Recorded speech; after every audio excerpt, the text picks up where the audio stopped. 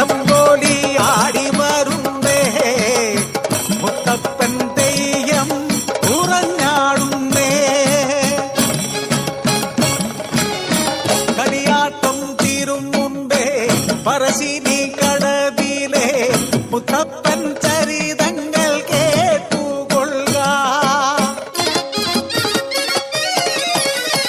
ആനയുണ്ട്, അമ്പാരിയുണ്ട്, പത്തായം നിറയെ നെല്ലുണ്ട്, വാല്യക്കാരുണ്ട്, പൊന്നുണ്ട്, പണമുണ്ട്, സന്തോഷം മാത്രമാ മനക്കലില്ല. ഉണ്ണി പിറക്കാത്ത ദുഃഖത്തിൽ കഴിയുന്നു ശിവഭക്തരാം തമ്പ്രാനും തമ്പ്രാട്ടിയും. ഒരു രാവിൽ ശയനത്തിൽ ശിവദർശനേ സ്വപ്നെ തമ്പ്രാട്ടി ഉണർന്നു പുലരിയായി. തോഴിമാരൊത്തു നീരാടാൻ യാത്രയായി. ആ പൊൻപുലരിയിൽ കുളിക്കടവിൽ തേജസാൽ ജ്വലിക്കും ഒരു പൈതൽ ശിവദേവൻ നൽകിയ നിധിയല്ലയോ. മനക്കലോ സന്തോഷം അലതല്ലി. ഉണ്ണി വളർന്നു ബാലനായി, കൗമാരം പടിവാതിൽ എത്തി നിന്നു. മാറുന്നു ഭാവങ്ങൾ, രീതികൾ, ഉണ്ണിക്കു കൂട്ടുകാരടിയാളന്മാർ.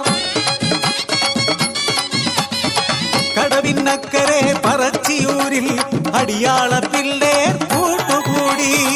തോട്ടിൽ ചൂണ്ടയിട്ടു കാട്ടിൽ നായാടി കള്ളുമോന്തി മാംസം കഴിച്ചിടുന്നു.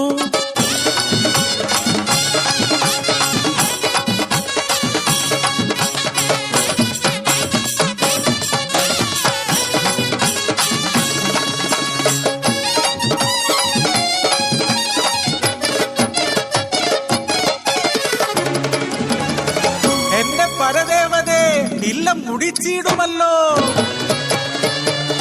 കോപിഷ്ടയാകുന്നു തമ്പ്രാട്ടി, ഉണ്ണിയെ മച്ചിൽ ബന്ധിക്കുന്നു. ജലപാനം നൽകില്ല പൊന്നുണ്ണി, ഗുരുത്തക്കേടുകൾ ഏറെയായി.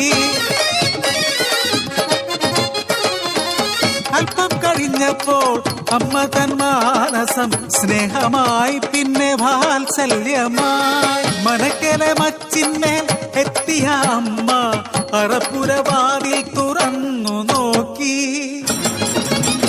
ആകെ സ്തംഭിച്ചു തമ്പ്രാട്ടി.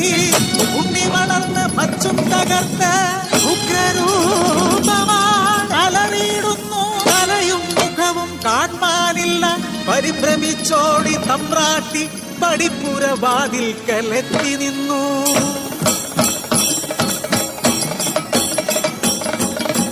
മനക്കലെ മച്ചും തകർത്തുണ്ണി പെരും ദൈവമായി മാറി. മലക്കു മുകളിലെ തലയിൽ ജ്വലിക്കും രണ്ടഗ്നിഗോളം.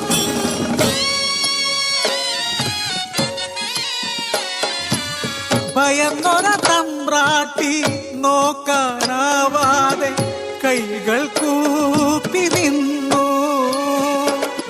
അലറുന്ന ഉണ്ണി അമ്മയോട് ചൊല്ലി, മനുഷ്യനു ജാതിയൊന്നാണ്.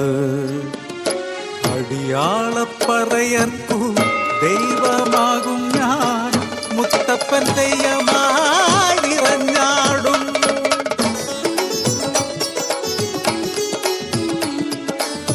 ദൈവമായാലും അമ്മയ്ക്കു നീ ഉണ്ണി, ഈ അഗ്നിഗോളത്താൽ ഉണ്ണി നിൻ മുഖം ഒന്നു കാണാനില്ല. കണ്ണുകൾ മൂടി മുത്തപ്പനായി നീ ദർശനം നൽകൂ പറശ്ശിനി കടവിൽ. അന്നു തൊട്ടിന്നോളം പറശ്ശിനി കടവിൽ അനുഗ്രഹിച്ചിടുന്നു മുത്തപ്പൻ ദൈവം. ദുരിതങ്ങൾ നീക്കി സൗഖ്യം നൽകി